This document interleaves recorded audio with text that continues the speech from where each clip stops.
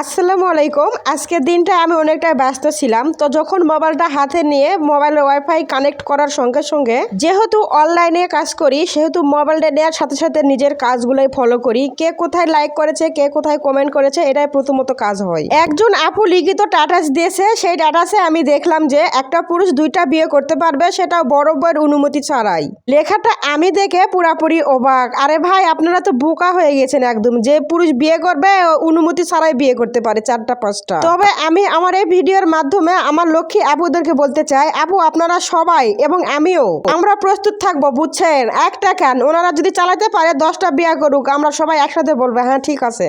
তবে আমি কিন্তু একটু মজা করে নিলাম, কেউ কোনোভাবে কথাটা নেবেন না। কথাটা হচ্ছে আমার কাছে অনেকই মজার মনে হয়েছিল, তাই আপনাদের সাথে একটু শেয়ার করলাম। আর সবচেয়ে বড় কথা হচ্ছে যে চরিত্রবান পুরুষ অবশ্যই একটার অধিক বিয়ে করতে চাবে না, তাদের একটা বই যথেষ্ট থাকবে। তবে আজকের ভিডিওটা এই পর্যন্ত, আগামী ভিডিও দেখার অপেক্ষায়। আল্লাহ হাফেজ।